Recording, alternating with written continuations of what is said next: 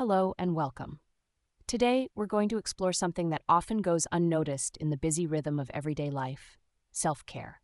Now, I know the term self-care is used a lot. People often think of bubble baths, spa treatments, face masks, and yes, these are forms of self-care. But genuine self-care is more profound. It's not just about comfort, it's about caring for your mind and body so you can live with greater balance, clarity, and vitality. In this video, I will guide you through a step-by-step self-care routine for both mind and body. We'll discuss mental self-care, physical self-care, emotional self-care, as well as spiritual and social aspects.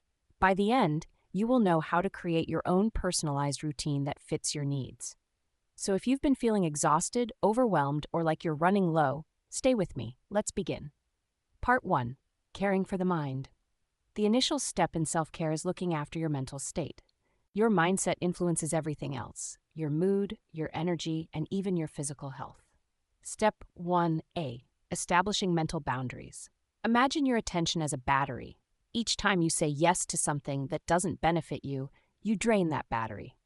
A powerful self-care practice is learning to say no. Every morning, write down your top 3 priorities for the day. If new requests or distractions arise, ask yourself, do they align with those 3? If not, feel free to say, not right now. Protecting your focus means protecting your mental well-being.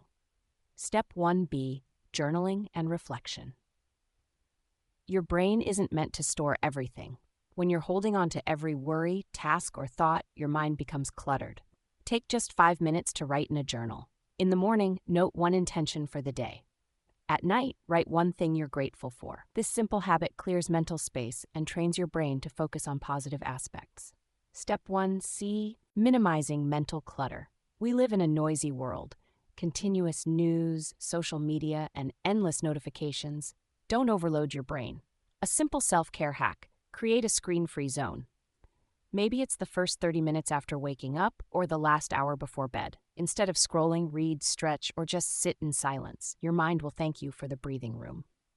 Step 1. Stress management tools. Stress is part of life, but unmanaged stress wears you down. Here are quick reset tools: deep breathing. Inhale 4, hold 4, exhale 6. Repeat for 3 minutes. Mini walks, 10 minutes outside, can shift your whole mood. Grounding exercise. Notice 5 things you see, hear, and feel. This pulls you back into the present. Part 2. Caring for the body. Now let's shift to the body. Your physical state affects your mind just as much as your thoughts affect your body. Step 2A. Sleep hygiene. Sleep is your body's natural repair system, yet many of us cut corners here. For better sleep, stick to a regular sleep and wake time. Create a calming night routine. Dim lights, avoid screens, stretch or read. Keep your room dark, cool, and quiet. Think of sleep as charging your battery. Without it, you're running on fumes. Step 2B, nutrition basics. Food is fuel. If you feed your body junk, don't be surprised when your energy crashes. Self-care through nutrition doesn't mean complicated diets. It means eat whole, unprocessed foods as much as possible. But stay hydrated. Dehydration often feels like fatigue. Limit excessive sugar and processed snacks. Before eating, ask, will this give me energy or steal it? Step 2C, movement and exercise. Exercise isn't just about fitness, it's about energy and mood. Movement releases endorphins, reduces stress, and keeps you strong. Find movement you enjoy. Maybe it's the gym, maybe it's walking, maybe it's dancing. Aim for at least 20 to 30 minutes of activity most days. The best exercise is the one you'll actually do. Step 2. Rest and relaxation. Equally important, rest. Don't feel guilty about downtime. Naps, stretching, sitting in nature, all of these are valid self-care. Balance effort with recovery. That's how you keep your body sustainable. Part 3. Emotional self-care. Your emotions are signals. Ignoring them doesn't work. They'll surface eventually. Emotional self-care means creating space to feel, process, and release them. Step 3A. Naming emotions. Instead of saying, I'm stressed, be more precise. Am I anxious? Overwhelmed? Frustrated? Naming emotions reduces their intensity and gives clarity. Step 3B, outlets for release. Find ways to process emotions. Talk with a trusted friend or therapist. Journal your feelings. Use creative outlets like music, art, or dance. Move your body. Exercise helps emotions move through. Step 3C, self-compassion. Many of us speak harshly to ourselves in ways we'd never speak to a friend. Practice self-compassion. When you catch yourself in negative self-talk, ask, would I say this to someone I love? If not, replace it with kinder words. Part 4. Spiritual and social self-care. Self-care also includes the spiritual and social sides of life. Step 4a. Mindfulness and meditation. Mindfulness isn't just sitting cross-legged, it's being present. Notice your breath. Pay attention while eating. Go for a mindful walk. Meditation or prayer can also be grounding, whatever aligns with you spiritually. Step 4b. Solitude versus connection. You need both alone time and connection. Alone time gives space for reflection. Connection nourishes you through love and support. Notice when you need one or the other, and honor it. Step 4. Supportive relationships. Surround yourself with people who uplift you. Energy-draining relationships are a form of self-neglect. Supportive, healthy connections are self-care. Part 5. Building a self-care routine. Now let's put all of this together.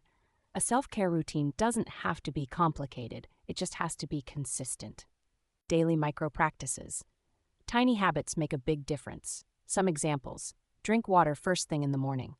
Journal for 5 minutes. Move your body for 20 minutes. Do one breathing exercise before bed.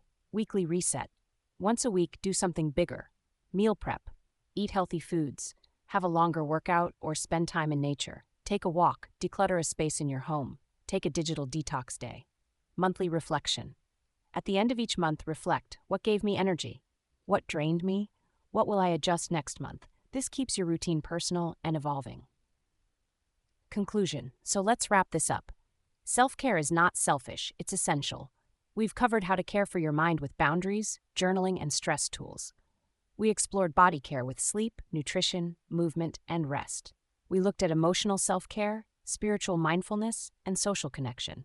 Finally, we built a daily, weekly, and monthly framework to make it all doable. My advice, start small. Pick one practice from today and try it. Once it feels natural, add another. Over time, these small choices build into a lifestyle of self-care. When you recharge yourself, you don't just benefit, you show up better for your work, your relationships, and your life.